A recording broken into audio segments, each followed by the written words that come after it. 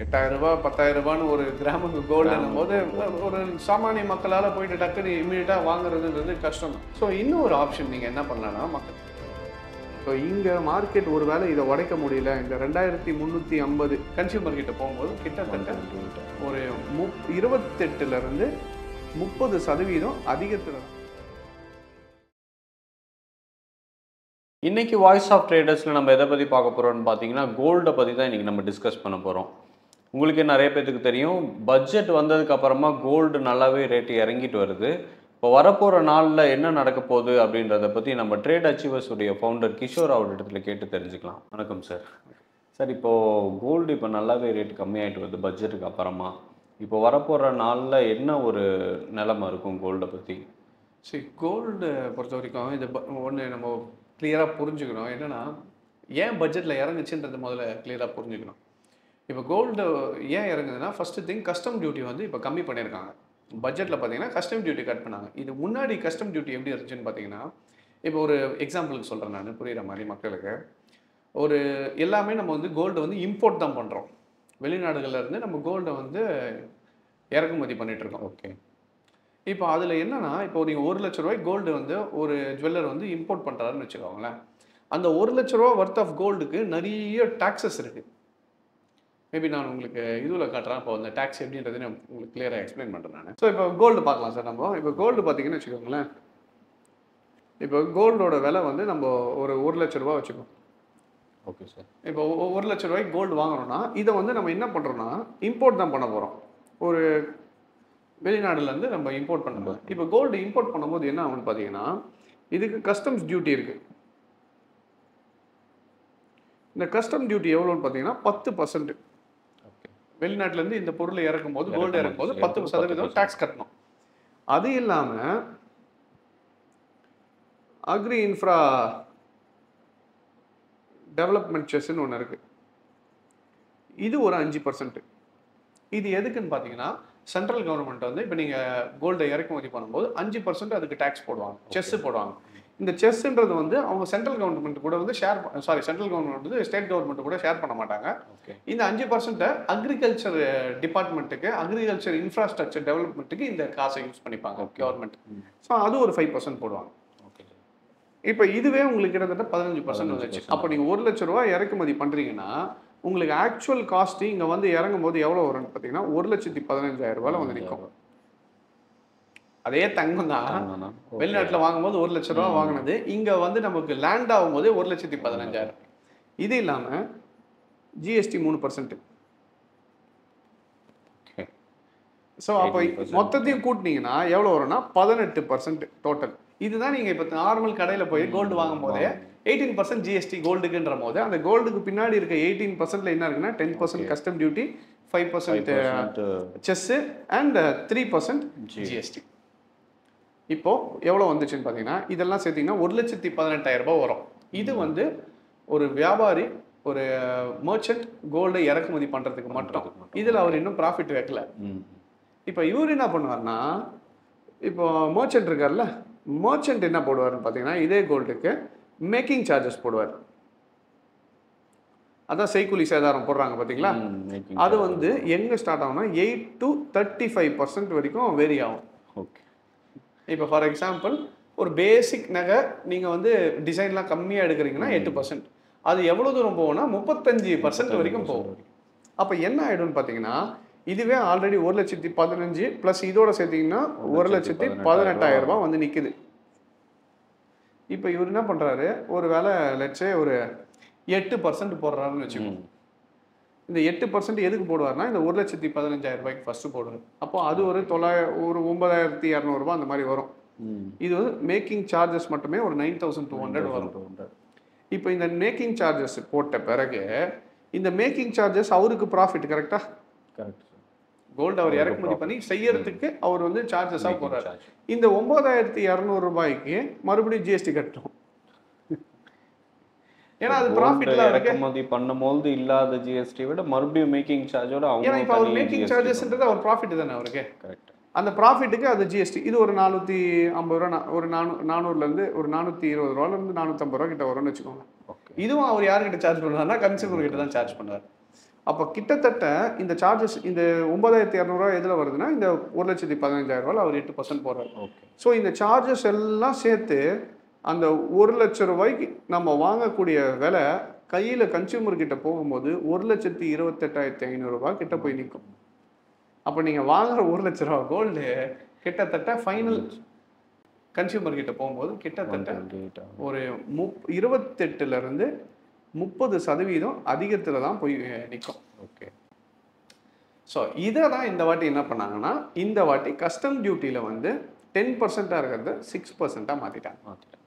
So அப்போ overall எல்லாத்துலேயுமே கம்மியாகும். இப்போ இங்கே 4% கம்மியாகிறதுனால இது 4% இப்போ டிஸ்கவுண்ட்டில் கிடைக்கிறதுனால இந்த ஓவரால் இதுலேயும் கம்மியாகும். அவர் இப்போ மேக்கிங் சார்ஜ் வைக்கும்போது அதுலேயும் அப்படியே உங்களுக்கு கம்மியாகும். ஸோ ஓவரால் பிக்சர் கம்மியாகி டோட்டலாக ஒரு 4% உங்களுக்கு கம்மியாகும்.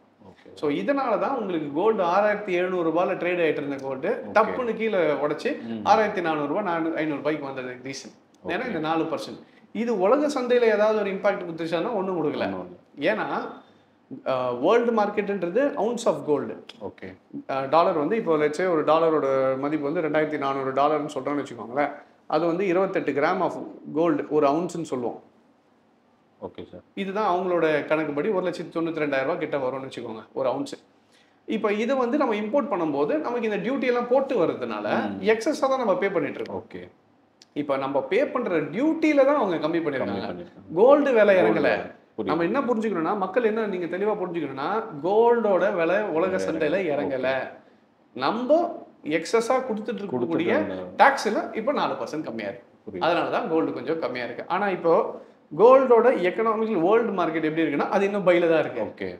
இப்போ 6,700 வாங்கியிருந்தது இந்த 4% உங்களுக்கு டிக்ளைன்னால டாக்ஸ்ல அது ஒரு 6,450 கிட்ட வந்துச்சு.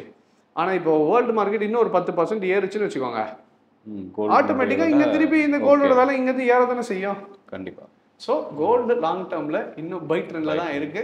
இது இறங்குறதுக்கான ரீசன் பார்த்தீங்கன்னா நம்ம செஸ்னால தான். ஸோ பட்ஜெட்ல கோல்டை பத்தி கொடுத்த ஒரு அனௌன்ஸ்மெண்ட் இதுதான்.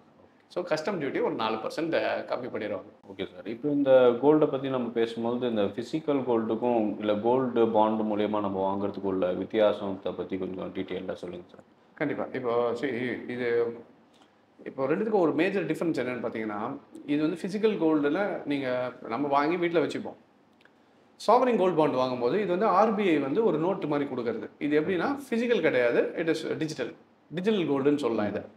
அப்போ டிஜிட்டல் கோல்டு வாங்கும்போது என்னென்னு பார்த்தீங்கன்னா, ஆர்பிஐ அதுக்கு 2.5% வரைக்கும் வட்டி கொடுக்குது. நீங்கள் இதே எந்த கோல்டு நீங்கள் வாங்கி வீட்டில் வைக்கிறீங்களோ அது சும்மா தானே இருக்கு. அதே வேல்யூ ஆஃப் கோல்டை நீங்கள் ஆர்பிஐ நோட்ஸாக வாங்கினீங்கன்னா, ஆர்பிஐல சாவரின் கோல்டு பாண்டாக வாங்கினீங்கன்னா 2.5% இன்ட்ரெஸ்ட் கிடைக்கும். ஆனால் இது யாருக்கு யூஸ் ஆகுன்றது ஒன்று இருக்கு. இப்போ எல்லாருமே வந்து சாவரின் கோல்டு பாண்ட் வாங்குறது யூஸ் இல்லை. ஏன்னா நம்ம ஊரில் பாதி பேர், ஏன் முக்கால்வாசி பேர் கோல்டு வாங்குறதுக்கான ரீசன் என்னன்னா ஆத்திர அவசரத்துக்கு எடுத்துகிட்டு போய் வைக்கலாம். அதான ரீசன். எல்லாருக்கும் தெரிஞ்ச ஒரு ரீசன் என்னன்னா எமர்ஜென்சிக்கு போயிட்டு வைக்கிறதுக்கு தானே கோல்டு. இப்போ சாவரின் கோல்டு வாங்கினீங்கன்னா கிட்டத்தட்ட 5லேருந்து 8 வருஷம் லாக்இன் பீரியட் ஆகிடும். ஓகே. ஸோ எமர்ஜென்சி யூஸ் ஆகும். அப்போது நீங்கள் யாருக்கு சாவரின் பாண்ட் யூஸ்னா, நான் கோல்டு வாங்குறேன் ஆனால் அதை நான் எனக்கு எமர்ஜென்சிக்காக வாங்குறேன், என்னோட சேஃப்டிக்காக இல்லை என் பசங்களுக்காக நான் வாங்கி வைக்கிறேன், இல்லை என் பொண்ணு கல்யாணம் ஒரு 20 வயசில் என் பொண்ணு கல்யாணம் 25 வயசில் கல்யாணம் பண்ண போகிறேன்னா ஒரு 5-10 வயசு வந்து நான் சேர்த்து வச்சுட்டு இருக்கேன் அப்படின்றவங்களுக்கு யூஸ் ஆகும். ஏன்னா அது ஒரு 8 வருஷம் அந்த லாக்இன் பீரியட் முடியும் போது அந்த 2.5% உங்களுக்கு என்ன ஆகிட்டே வரும், அக்யூமுலேட் ஆகி ஒரு எக்ஸ்ட்ரா 20-25% நீங்கள் வச்சுட்டு இருந்த கோல்டோட ரேட் ஏறும்போது இதுவும் ஏறும். ப்ளஸ் வட்டியும் ஒரு 20-25% கிடைக்கும். ஸோ அப்போ நீங்கள் அந்த கோல்டை வந்து யூஸே பண்ண மாட்டேன் அப்படி தான் வச்சிருக்க போகிறீங்கன்னா சாவரின் கோல்டு பாண்ட் போகலாம். இன்வெஸ்ட்மெண்ட் பர்பஸ்க்காகனா நம்ம அந்த சைடில் பாண்டு போகலாம். இல்லை நான் எமர்ஜென்சிக்காக தான் வீட்டு சேஃப்டிக்காக தான் வாங்குறேன், அப்பப்போ எனக்கு ரொட்டேஷன்லாம் யூஸ் பண்ணோன்னா அப்போ நீங்கள் ஃபிசிக்கல் கோல்டு போகிறது தான் இட் வில் பி பெட்டர். சரி. இப்போ நீங்கள் கோல்டு இப்போ வரப்போகிற நாளில் ஏறுது அப்படின்றத டெக்னிக்கல் வியூ மூலியமா எங்களுக்கு காமிக்க முடியுமா? கண்டிப்பாக. சரி சார். இப்போ நம்ம கோல்டு பார்த்துடலாம். இப்போது நமக்கு கோல்டு பார்த்தீங்கன்னா இப்போ $2,374 வந்து ட்ரேட் ஆகிட்டு இருக்கு. இதுதான் நான் சொன்ன அந்த 1 ounce ஆஃப் கோல்டு. அப்போ 28 கிராமோட விலை பார்த்தீங்கன்னா $2,374. இப்போ இது என்னன்னு பார்த்தீங்கன்னா, இப்போ இதனால உலக சந்தையில் ஏதாவது ஒன்று இதுவாயிடுச்சுன்னா ஒன்றும் கிடையாது. அன்னைக்கு நம்ம பட்ஜெட் அனௌன்ஸ் பண்ணும்போது நம்ம கோல்டு மார்க்கெட் தான் அவங்களுக்கு கீழே விழுந்துச்சு தவிர இன்டர்நேஷனல் மார்க்கெட்டில் ஒன்றும் இல்லை. அதுக்கப்புறம் நார்மலாகவே கோல்டு ப்ரைஸ் இறங்குச்சு இன்டர்நேஷனல் மார்க்கெட்டில். அது இங்கே பிரதிபலிக்குமே தவிர நம்மள்தான் அங்கே வந்து இப்போ சமயத்தில் காட்டல. அண்ட் இப்போ கோல்டு ஓவரால் ட்ரெண்ட் எப்படி இருக்குன்னு பார்த்தீங்கன்னா, இப்போ தான் ரீசெண்ட் டைமில் மார்க்கெட் வந்து ஸோ சைட்வேஸில் இருந்துச்சு மார்க்கெட் கோல்டு. இப்போ அந்த சைட்வேஸில் இருந்து இந்த வாட்டி தான் மார்க்கெட் என்னாச்சு, கோல்டு வந்து புது உச்சத்தை போச்சு. இதை தான் நம்ம டிஸ்கஸ் பண்ணியிருந்தோம் லாஸ்ட் டைம். 6900 வரைக்கும் கோல்டு வந்து ரேட்டு போச்சு. இப்போ என்ன ஆயிருக்குன்னு பார்த்தீங்கன்னா ப்ரீவியஸ் சப்போர்ட்டில் தான் வந்து நின்றுட்டு இருக்கு. ஓகே. ஸோ இங்கே மார்க்கெட் ஒரு வேளை இதை உடைக்க முடியல, இந்த 2350 இந்த ரேஞ்சை வந்து மார்க்கெட்டால் ஒரு வேளை பிரேக் பண்ண முடியலன்னா இது திருப்பி இங்கேருந்து ஏறுச்சுன்னா புது உச்சத்துக்கு போகிறதுக்கான எல்லா வாய்ப்புகளும் இருக்குது. ஸோ கோல்டை பொறுத்த வரைக்கும் லாங் டர்ம் பை ட்ரெண்ட் தான் இருக்குது. இல்லை மார்க்கெட் 2350 பிரேக் பண்ணுச்சுனால் இது திருப்பி எங்கே வரலான்னா $2250 வந்து நிற்கிறதுக்கான வாய்ப்பு இருக்குது. சரி. ஸோ இப்போதைக்கு கோல்டை பொறுத்த வரைக்கும் கிளியர் பை ட்ரெண்ட் தான். ஸோ இங்கேருந்து ரிவர்சல் ஆச்சுன்னா நம்ம திருப்பி புது உச்சத்தை எதிர்பார்க்கலாம். நான் எக்ஸ்பெக்ட் பண்ணுறது கரெக்டாக இருந்துச்சுன்னா நான் ஏன்னா இப்போ நார்மலாகவே ஒரு சைட்வேஸ் மார்க்கெட் இப்போ இங்கேருந்து இவ்வளோ தூரம் வருது பார்த்தீங்களா, நார்மலாக சைட்வேஸ் உடச்சிதுன்னா இதே லெவலுக்கு வந்து அங்கே சைஸ் டார்கெட் கொடுக்கும். ஓகே. அப்போ நமக்கு பேஸ் வந்து 2250, டாப் வந்து 2450னா $200. அப்போ இந்த இடத்துலேருந்து $200 கணக்கு வச்சிங்கன்னா $2650 ஓகே. போகிறதுக்கான வாய்ப்புகள் அதிகமாக இருக்குது. ஸோ கோல்டை பொறுத்த வரைக்கும் $2650 ஹையஸ்ட் ப்ரைஸாக போய் நிற்கிறதுக்கான அதிக வாய்ப்புகள் இருக்குது. ஸோ அது நம்ம ஊர் காசுக்கு $2650 போச்சுன்னா நம்ம ஊர் காசுக்கு ஏறக்குறைய கிட்டத்தட்ட ஒரு $8000 பக்கத்தில் வந்து நிற்கும். ஒரு கிராம் தங்கத்தோட விலை கோல்டு இப்போதைக்கு இறங்குறதுக்கு உண்டான வாய்ப்புகள் எதுவுமே இல்லை, ரொம்ப கம்மி கோல்டு. ஏன்னா இன்னொன்று யூஎஸ் எலெக்ஷன் வேறு வந்துட்டு இருக்கு. ஓகே. இந்த டைமில் மக்கள் அன்சர்டனிட்டி இப்போ வர உங்களுக்கு பார்த்தீங்கன்னா நியூஸில் ஜோ பைடன் கேண்டிடேட்ல இருந்து இப்போ கமலா ஹாரிஸ் வந்து இதுவாக மாற்றிருக்காங்க. ஸோ இப்போ அன்சர்டனிட்டி இன்னும் அதிகமாகுது. இப்போ ட்ரம்ப்பை சுட்டுட்டாங்க, அதில் ஒரு சிம்பத்தி ஒரு சைடில் கிரியேட் ஆகிட்டு இருக்கு. இன்னொரு சைடில் இங்கே ஜோ பைடன்லேருந்து கமலா ஹாரிஸ் மாறுறாங்க. ஸோ இது எல்லாமே இப்போ என்ன நடக்கும் யூஎஸோட எக்கானமியில் அப்படின்ற ஒரு அன்சர்டனிட்டி இன்னும் பில்டப் ஆகிட்டே இருக்கு. ஓகே. ஸோ அப்போ அந்த பில்டப் ஆகும்போது ஒரு ஸ்டாண்டர்டான இன்வெஸ்டர்ஸ் பார்த்தீங்கன்னா எனக்கு ரிஸ்கெல்லாம் வேணாம்னு நினைக்கிறவங்க மார்க்கெட்டில் இருக்க மாட்டாங்க. எடுத்து அதை எங்கே போய் சேஃபாக போட்டு வச்சுருப்பாங்கன்னா, ஏன்னா இன்ஃப்ளேஷன் அவங்க பீட் பண்ணணும். பணம் வைக்கிறத பீட் பண்ணுறதுக்கு எங்கேயாவது ஒரு இடத்துல போய் அவங்க சேஃப் கார்ட் பண்ணுறதுக்காக எங்கே போய் வச்சுருப்பாங்கன்னா கோல்டு. அப்போ கோல்டுக்கு இன்னும் டிமாண்ட் ஏற தான் செய்யும். ஸோ கோல்டு லாங் டேர்மில் இன்னும் நமக்கு மேலே ஏறதுக்கான அதிக வாய்ப்புகள் இருக்குது. இப்போ நீங்கள் சொல்கிற மாதிரி கோல்டுனுடைய விலை வந்து ஒரு $8000 போயிடுச்சு அப்படின்னா ஒரு நார்மலான ஒரு மனுஷங்க இதுக்கு மேலே கோல்டை வாங்கவே முடியாது அப்படின்ற மாதிரி ஒரு சூழ்நிலை ஏற்படுங்க சார்? இல்லை, கண்டிப்பாக. என்னன்னா $8000 $10,000 ஒரு கிராமுக்கு கோல்டுன்னும் போது ஒரு சாமானிய மக்களால் போயிட்டு டக்குன்னு இமீடியட்டாக வாங்குறதுன்றது கஷ்டம் தான். ஸோ இன்னும் ஒரு ஆப்ஷன் நீங்கள் என்ன பண்ணலான்னா, மக்கள் என்ன பண்ணலான்னா, கோ ஃபார் சில்வர். ஓகே. உங்களுக்கு கோல்டு எந்த அளவுக்கு ப்ரெஷியஸ் மெட்டலோ சில்வரும் ப்ரெஷியஸ் மெட்டல் தான். ஆனால் நிறைய பேர் இப்போ நம்ம சில்வர்லாம் ஒன்றும் கன்சிடரே பண்ணுறது கிடையாது. அதுதான் இன்னும் அவேர்னஸ் போல. இப்போது நீங்கள் ஒரு பெரிய ஒரு நல்ல இந்த ஃபீல்டில் இருக்கிற ஒரு ஆளுன்னு பார்த்தீங்கன்னா, எல்லாருமே ஃபினான்ஷியல் ஃபீல்டில் தெரிஞ்ச ஒரு ஆள் யாருன்னு பார்த்தீங்கன்னா ராபர்ட் கியோசாகி.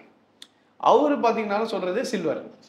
கோல்டு எந்த அளவுக்கு முக்கியமோ சில்வர் அதே அளவுக்கு முக்கியம். ஏன்னா பொட்டென்ஷியல் சில்வர்லையும் இருக்குது. நிறைய பேர் கோல்டில் மட்டும்தான் பொட்டென்ஷியல் இருக்குன்னு வச்சுக்கிறோம். சில்வரும் அதுக்கான பொட்டென்ஷியல் இருக்குது, ஆனால் நம்ம கவனிக்கிறது இல்லை. இப்போ பார்த்தீங்கன்னா கோல்டு எந்த அளவுக்கு ஏறிச்சோ அதே மாதிரி தான் சில்வரும் ஏறிட்டு இருக்கு. ஹிஸ்டாரிக்கலாக பார்த்தீங்கன்னா சில்வரோட ரேட்ஸும் ஏறிட்டு தான் இருக்கு உங்களுக்கு. ஸோ நீங்கள் தாராளமாக சில்வரில் இன்வெஸ்ட் பண்ணலாம். ஸோ கோல்டு வாங்க முடியல, எனக்கு கிட்ட அந்த அளவுக்கு காசு இல்லைன்னா ஒரு கிராம் சில்வரோட விலை நீங்கள் வெறும் $80 தான். நீங்கள் 80,000 வச்சுருந்தீங்கன்னா 1 கிலோ சில்வர் வாங்கி வந்து வீட்டில் வச்சிடலாம். ஸோ நீங்கள் இன்கேஸ் கோல்டு என்னால் அஃபோர்ட் பண்ண முடியல, சில பேருக்கு இந்த ஒரு பிரச்சனை இருக்குது. என்னன்னு பார்த்தீங்கன்னா, சார் 6000 7000 சேர்த்து வைக்கலாம்னு நினச்சி சேர்த்து வைக்கிறதுக்குள்ளே காலி ஆகிடுது. ஏதாவது ஒரு செலவு வந்துட்டு கையில் இருந்தாலே செலவாயிடுது. அது வரதுக்குள்ளே இதுக்கு இந்த முடிஞ்சிடுது. அப்போ நீங்கள் என்ன பண்ணலாம்னா சில்வர் வாங்க. ஓகே. 2000 இருக்கும்போதே சில்வர் வாங்கினேன், 3000 இருக்கா சில்வர் வாங்கினேன். சில்வர் வாங்கி காயின்ஸாக வாங்கி வைங்க, தயவு செய்து ஆர்னமெண்ட்ஸாக போவாதீங்க. ஏன்னா நான் தான் சொன்ன பாருங்க, 8லேருந்து 35% போடுவாங்க மேக்கிங் சார்ஜஸ். இப்போ நம்ம அந்த கால்குலேஷன்லேயே பார்த்தீங்கன்னா ₹1,00,000 பொருள் ஏற்கனவே நம்ம 1,28,000 கொடுத்து வாங்கிட்டு இருக்கோம், ₹30,000 கொடுத்து வாங்கிட்டு இருக்கோம்னு வச்சுக்கோங்க. நீங்கள் இதையும் இன்னும் ஏற்றி 25% இருக்கிற மேக்கிங் சார்ஜில் ஒன்று வாங்கினீங்கன்னு வச்சுக்கோங்களேன், வெறும் ₹1,00,000 பொருள் ₹1,50,000 வாங்குற மாதிரி ஆகிடும். ஆனால் நீங்கள் விற்றீங்கன்னா 1,50,000 வருமானா வராது. ஏன்னா அந்த மேக்கிங் சார்ஜஸை கேன்சல் பண்ணுவாங்க, எல்லாமே கட் ஆகிடும். நீங்கள் விற்கும் போது வெறும் கோல்டு ரேட் மட்டும் தான் உங்களுக்கு வரும். ஓகே. ப்ளஸ் உருக்குற சார்ஜுன்ட்டு அதில் ஒரு 3,00,000 போயிடும். அப்போ கிட்டத்தட்ட நீங்கள் லாஸ்ட்டில் கொடுக்குற மாதிரி ஆகிடும். கோல்டு வாங்குறதே யூஸ் எல்லாம் போயிடும். இப்போ கோல்டு வாங்குறீங்கன்னா முடிஞ்ச வரைக்கும் காயின்ஸாக வாங்குங்க. சில்வர் வாங்குறீங்கனாலும் காயின்ஸ் அண்ட் பார்ஸாக வாங்குங்க. வாங்கி வச்சிங்கன்னா லாங் டேர்மில் டெஃபினட்டாக இட் பி யூஸ்ஃபுல். ஸோ கொஞ்சம் நம்மளால் கோல்டுக்கு அஃபோர்ட் பண்ண முடியலன்ற பட்சத்தில் சில்வர் வந்து ஒரு நல்ல ஆல்டர்னேட்டிவ் இன்வெஸ்ட்மெண்ட்டாக இருக்கும். ஓகே சார், இது ஒரு நல்ல ஒரு அட்வைஸாக இருக்குது சார். ஏன்னா எல்லாமே நம்ம கோல்டை நோக்கி தான் நம்மளுடைய எண்ணங்கள் இருக்குது. பட் சில்வரை நம்ம கன்சிடர் பண்ணலாம். ஆனால் சில்வர் வாங்கினாலும் நம்மளுக்கு பெனிஃபிட் இருக்குன்றப்போ நம்ம அதுக்கு போகலாம். கண்டிப்பாக. சரிங்க சார், இன்றைக்கி நம்ம கோல்டை பற்றி பேச வந்து கோல்டு இல்லாமல் சில்வர்லேயும் இன்வெஸ்ட் பண்ணலான்ற மாதிரி நிறைய அட்வைஸ் எங்களுக்கு கொடுத்தீங்க. நீங்கள் சொன்ன விளக்கங்கள் எல்லாமே ரொம்ப தெளிவானதாக இருந்தது, நல்ல புரிதலை கொடுத்தது. ரொம்ப தேங்க்ஸ் சார். தேங்க்யூ.